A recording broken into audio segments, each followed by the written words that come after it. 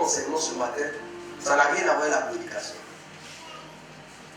Il faut de temps d'expérience pour comprendre ce que je suis en train de te dire. Est-ce qu'on se comprend ce matin? Amen. Donc l'église va jouer un rôle éducatif, même jusqu'à l'école du dimanche. Quand tu arrives, c'est pour que tu aies une éducation, pour que tu comprennes, alléluia, ce que l'église doit te communiquer, ce que l'église doit faire dans ta vie. Amen. Donc il y a des caractères, par exemple, que tu as à la maison, dans le monde. Tu ne peux pas venir à l'église et puis garder ce même comportement tout en étant chrétien. Amen. Donc l'église a le pouvoir de régler ta conduite, de façonner ton image, de transformer ta mentalité. Amen. En quelque sorte, l'église a le droit de te faire comme un lavage de cerveau. L'église doit t'aider à améliorer ta vie. C'est ça d'abord qui est la face d'elle. Tu vas accepter, alléluia, de pouvoir comprendre que quand je viens à l'église, je dois avoir un changement dans ma vie. Ma vie doit changer. Avant que Dieu le sauve, ma vie doit changer. Si tu viens à l'église et que la même colère que tu avais quand tu étais dans le monde, la même colère applique encore, tu n'as pas encore compris l'église. Si tu viens à l'église et la jalousie est encore en toi, l'hypocrisie est encore en toi, la méchanceté est encore en toi, tu n'as pas encore compris l'église. Parce que l'église t'a rien enseigné. L'église doit m'enseigner au travers de la parole de Dieu. Alléluia. C'est à partir de là que tes frères te voient. Ils sentent que vous n'êtes pas la même chose. Parce qu'on pose un sujet. Ta manière de réfléchir, ta manière de raisonner n'est pas la même chose que pour eux. Eux, ils ont l'éducation des papas. Mais toi, tu as l'éducation de l'église. Amen. C'est ce qui va faire que les gens vont te respecter dans ta famille. Les gens vont te considérer dans ta famille. Parce que là où ils se mettent en colère, toi, tu n'es pas en colère. Parce que l'église t'a appris à te maîtriser. Amen. Qui me dit amen encore. Alléluia. Une autre vérité sur l'église. L'église est une armée. La deuxième face, c'est l'église, qui est la face du lion. Le lion, c'est la combativité, la force. Alléluia. L'église est une armée. Dites, l'église est une armée. L'église est une armée. Donc, quand tu viens à l'église, numéro 1, tu deviens d'abord un élève. C'est pour ça que Jésus a appelé ces enfants qui le suivaient de voir des disciples. En latin, on dit discipulus. Ça veut dire apprenant.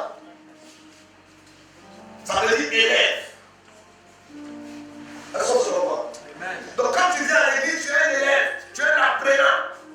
La deuxième chose, quand tu viens à l'église, tu deviens un soldat.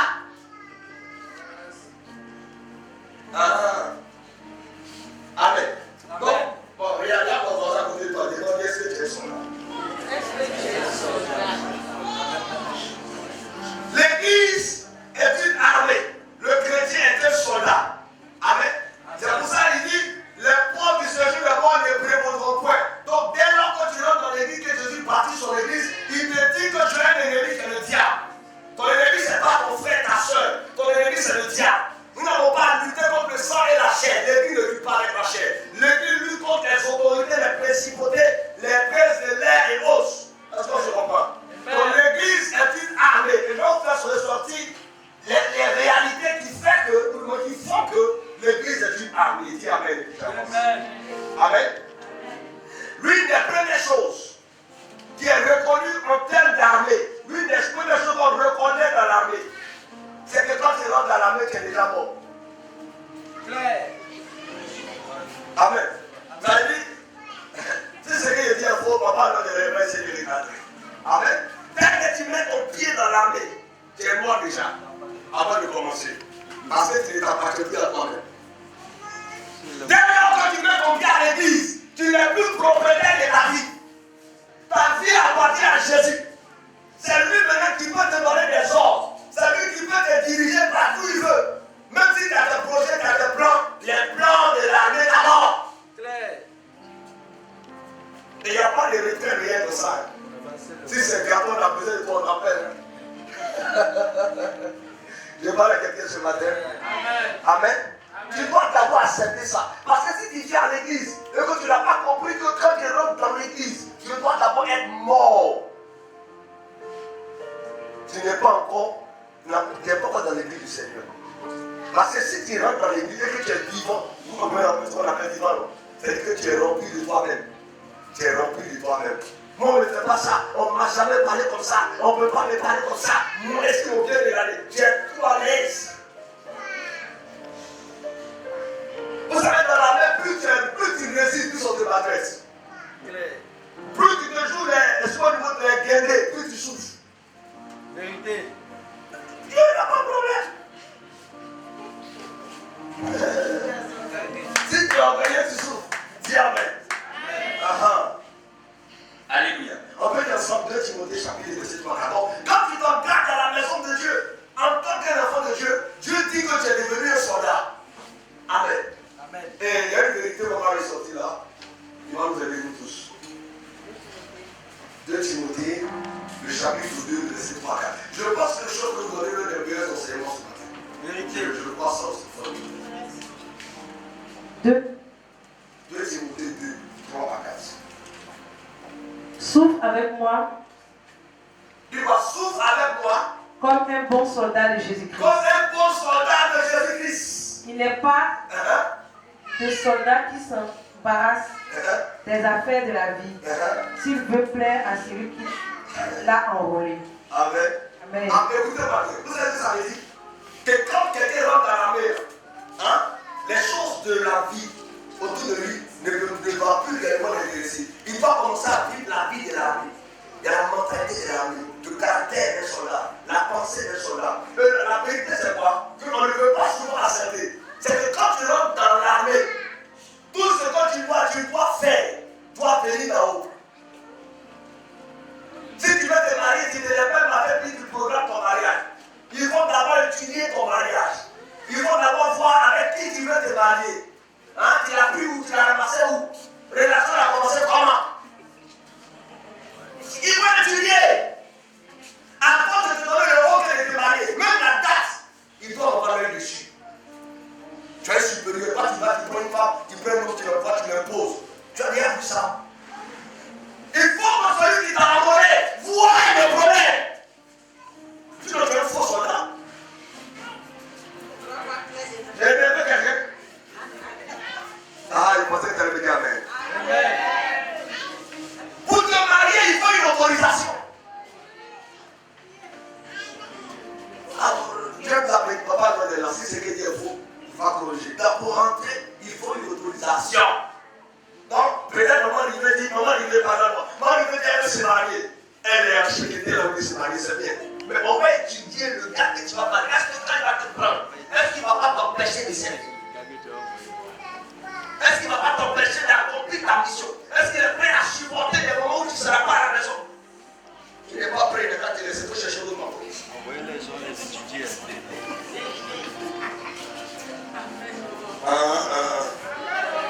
Parce qu'il y a des mariages qui cassent la vision. Et des mariages qui déséquilibrent le soldat. On a besoin de bien voir. Donc, mes filles, mes fils, qui ne sont pas encore mariés, il faut une autorisation de ton supérieur avant de commencer à vouloir te marier. Même pour te déplacer, tu as besoin d'une autorisation. Dans l'amour, ce n'est pas non, on voyage comme on veut. Donc pour ça, dans l'église, tu ne peux pas te lever, tu es mon fils spirituel, et tu voyages, on n'est pas au courant. Tu sais quand tu es arrivé là-bas, on sait. C'est une erreur. Dans l'armée, on ne se déplace pas sans appuyer son supérieur. Parce qu'il est responsable de toutes les faits et gestes. Quand on vient à l'église, on peut faire comme on veut. Il ne te déplace jamais à qui? Ton supérieur n'est même pas informé. Tu mérites des sanctions. On doit te faire passer par les corvées. Que le diable est bien avant ça. Donc c'est une chose que tu dois comprendre. Quand tu viens à l'église, c'est quelque chose que tu dois comprendre. Amen. Je vais choquer un peu sur ce petit point. Donc ça veut dire que je suis dans l'armée, je peux faire des choix que l'armée ne veut pas. Que mon supérieur ne veut pas. Amen. Il va m'absenter, il peut refuser mon absence. Il peut refuser. C'est ça aussi, c'est une vérité. Puis on doit accepter qu'on est chrétien. Dans l'affaire de Dieu, ce n'est pas affaire de gros cœur, gros bras, non. Doucement. Dis Amen. Amen. Amen. Donc, c'est-à-dire même chez les musulmans. Chez les musulmans, tu veux marier une femme. Frère, ils veulent étudier ça. Est-ce qu'elle est afrique? Elle est quittée où? Hein? Est-ce qu'elle prie? Elle va s'attendre de prier. Si elle ne peut pas, il faut la laisser. C'est à l'église seulement on choisit les gens. Et puis on veut que nous, comment tu passes à où? Nous sommes dans une armée.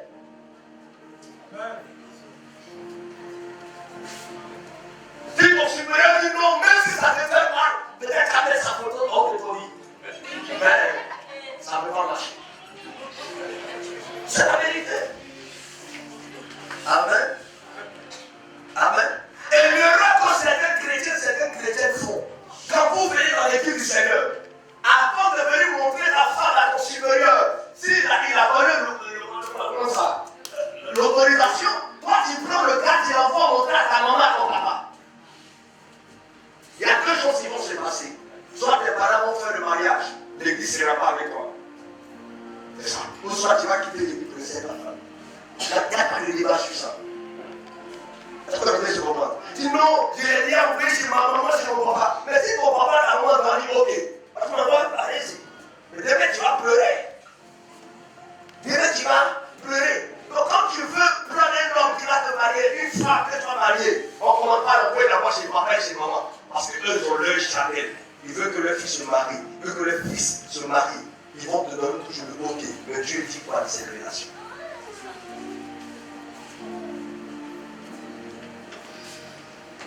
Excusez-moi.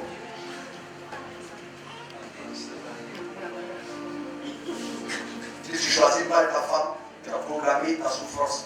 Tu choisis mal ton mari, tu as programmé ta souffrance. Moi j'ai aimé l'une de mes filles. Et elle est là aujourd'hui, ma fille Lydie. Lydie est couchée sur l'hôpital. On doit lui faire une césarienne. Les gens sont choqués, disent tant que mon père n'a pas parlé avec moi, on ne fait pas d'opération. Son mari dit, mais là, les docteurs sont là. Tu as fait pour elle dire, il veut parler d'abord à mon père. Parce qu'il n'est pas rentré d'opération, bien voulu. Là, Dieu dit quoi? Il dit, ma fille, va. Les chevaux vont bien sortir, vont vivre le but. Là-bas, c'est que là. Les chevaux qu'on accorde aussi. Même pas parce que